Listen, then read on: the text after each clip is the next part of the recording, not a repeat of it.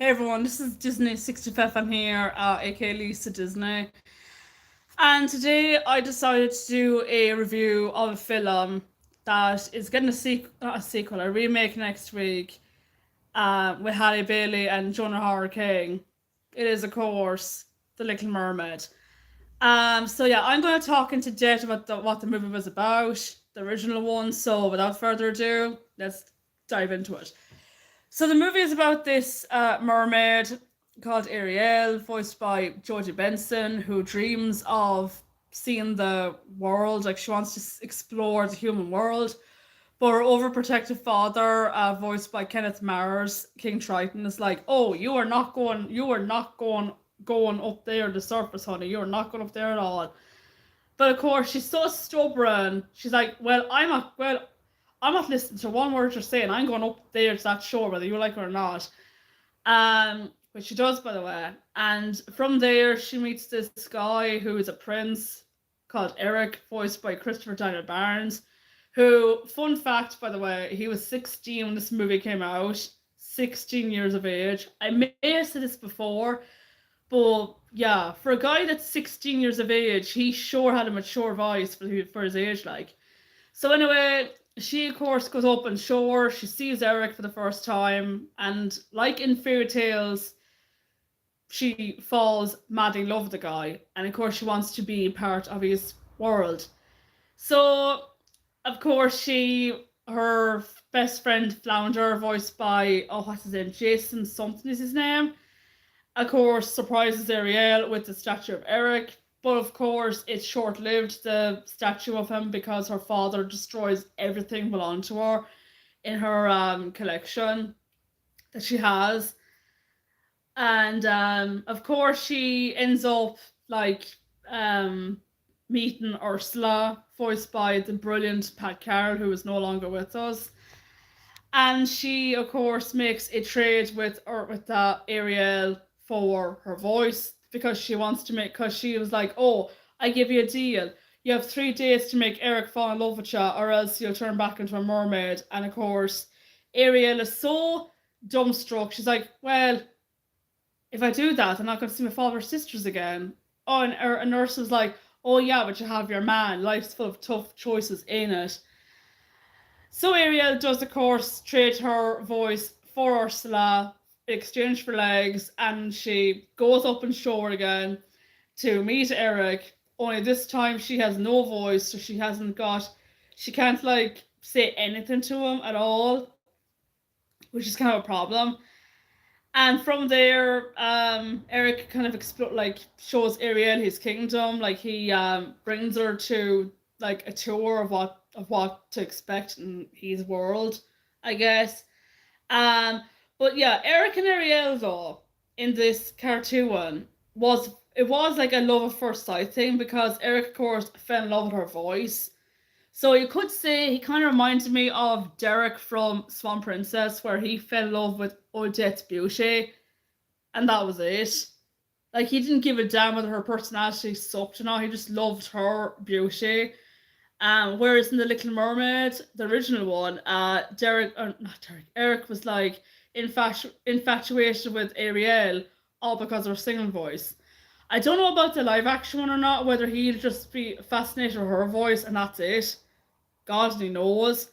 Um, or like whether Halle Bailey would be like Ariel or not in the original one, where she just falls in love with Eric and then that's it, 3 days, that's it. Anyway, back to the review of the original one. So, where was I? Oh yeah, so Eric, of course, and Ariel, the tour his kingdom, like I said, and Sebastian, voiced by the late Samuel E. Wright, sings "Kiss the Girl." And they're all encouraging Ariel to kiss Eric, but of course it backfires because Flotsam and Jetsam turned the boat upside down. So Ursula, with pure vengeance, is like, "Oh, I'm going to transform myself into a beautiful woman and use Ariel's voice, like her singing voice, as well as her speaking voice, because she actually is, when she becomes Vanessa, Ursula, Vanessa is actually voiced by Jodie Benson." And I was like, wow. Jodie Benson, by the way, is one talented woman, let me tell you that. And her singing voice is just beautiful. So Eric, of course, is playing his flute one night and he spots this mysterious woman who is on shore and she's all going, ah, and of course, Eric is under this hypnosis spell. And the next day, Scuttle, who is voiced by Buddy Hackett, who passed away as well. So there is a lot of actors that passed away in this movie. I think the only ones that are still alive is the woman, is Georgie Benson, the guy that voices Flounder, and I think the woman that voices the what you call it, the maid. I think that's all that's alive now, which is scary. And the movie is like 34 years old, by the way. But yeah, so Eric, of course, is under Vanessa's charms. Like he's under her charm, like he's fallen into her charms, and he decides to marry Vanessa the next day. But of course, Scuttle finds out that Vanessa, like I said, is no other than Ursula in disguise. So, like, her disguise of Vanessa is we see her as Vanessa, but she has to avoid mirrors because if she doesn't avoid mirrors, then everyone will see her true form. Which kind of reminds me of that movie that came out in 2000, The Scarecrow, where Feathertop is a scarecrow and he falls in love with this girl. And of course, when he becomes human, the first time ever, when Feathertop becomes human, she sees him as a human, but when he looks himself in the mirror, he sees his scarecrow self. So I thought that was kind of cool that they kind of had a nod to Feathertop in this movie, which is an underrated movie, by the way. If you haven't seen it, do give it a watch. Anyway, sorry for all the mumbling. I know you're probably bored to death by this review, but this is me going into great detail of the movie anyway, so yeah. So yeah, so the wedding arrives anyway, and Eric and Vanessa are supposed to get married. But Max knows straight away that Vanessa isn't all who she seems to be. He kind of like knows that there's something not right with her. And he's the one actually that actually grabs her ass, and of course the necklace flies off, and Ariel of course speaks again, and Ursula is uncovered as Vanessa. And of course, King Triton decides to take Ariel's place with the agreement, with the contract that Ursula gave to Ariel. And he turns into this kind of it's like a shrimp kind of thing.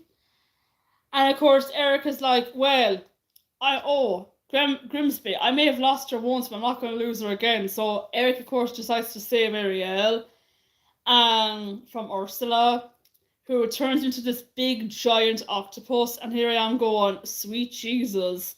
Now, can you imagine the live action version if Melissa McCarthy was like that, where she turned into this big version of herself? To watch that in 3D, you'd be like, sweet Jesus. But of course, to long story short, Ursula is defeated by Eric. In the live action one, however, which was leaked, it's actually Ariel that kills Ursula.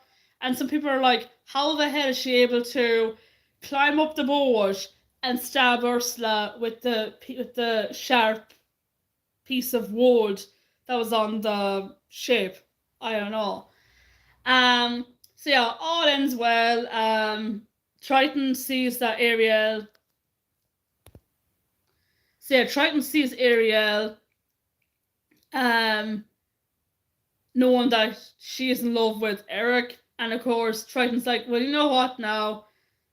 I might as well just turn a human myself. So he transforms Ariel into a human in the end, and of course it ends where Eric and Ariel finally get married, and that's it. The movie ends like that.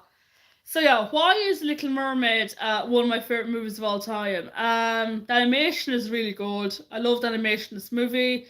I love the characters. The chemistry between Ariel and Eric is sweet and cute.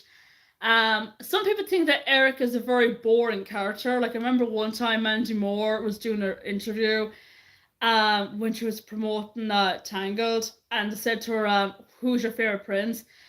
And she said, I forget what she said. Was it Beast or something? Or was it Aladdin?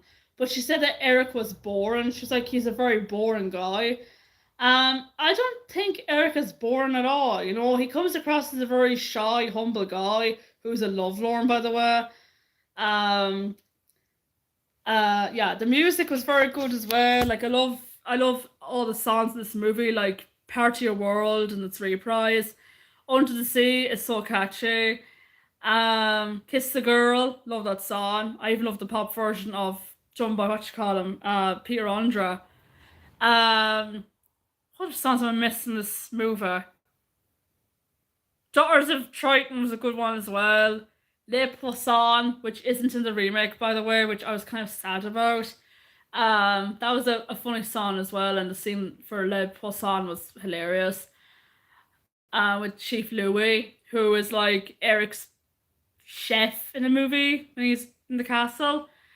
Um, but yeah, and I also like the story of this movie as well, like where you've got this mermaid who wants to explore. Her father's overprotective because her mother died with humans, by humans, sorry, when she was a kid. And of course, since then, like Triton's like, oh, I'm protecting you at all costs. Um, yeah, I mean, I could go on and on and on about my love for this movie, but it'd be like 30 minutes long and you'd probably be bored out of your heads if I actually went on and on about my love for this movie. Um, but yeah, again with the message, I actually liked the message because I grew up watching this movie at the age of 7, now 32, and I still, to this day, find the message actually good.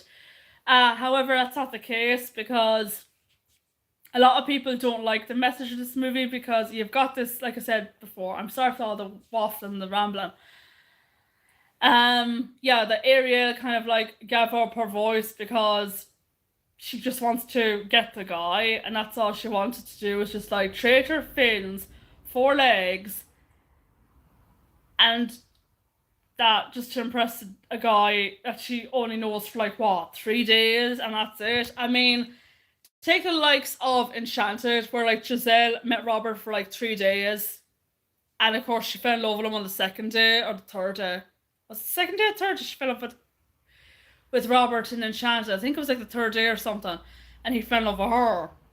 I know it starts off like a friendship, and they kind of like progress, but they reminded me of Ariel and Eric anyway, Amy Adams and Patrick Dempsey. I don't know why, but they actually do. And also I thought the ending for Little Mermaid was cute as well, where Ariel marries Eric. Um, but yeah, I thought it was a very, very good movie, and I gave it 10 out of 10. I just loved The Little Mermaid so much. But yeah, with the remake though, the amount of hate that Halle Bailey has gotten over her role as Ariel is absolutely ridiculous. I mean, she's talented, she comes across as a very humble person. And the reason why she was cast as Ariel was because that Rob Marshall, who directed Chicago and Into the Woods, saw her voice and just said, "Yeah, she's Ariel." Enough said. Because like she was performing with her sister back in like what 2019 or something, and himself and his husband John DeLuca was there, and of course he knew straight away that she was the perfect choice for Ariel. Because I suppose he saw a lot of actors as well, but they didn't have that thing that Halle Bailey had, which was charisma, and she was likable. Um, yeah, and also like Melissa McCarthy is Ursula in the remake, and which was a surprise for me because I was like, Melissa McCarthy from Bridesmaids as Ursula. I don't think this is gonna go at all as good. But yeah, so far saw her portrayal as Ursula on the TV spots, and thought she actually does a decent job so far, from what I'm seeing. But yeah, what am I getting though in the remake though of this movie? Am I expecting a masterpiece? No, I'm not. But I'm actually expecting to see a movie that's actually rewatchable and is up there with the not the remake, the original one. I do hope that the chemistry between Jonah King and Halle Bailey is going to be good.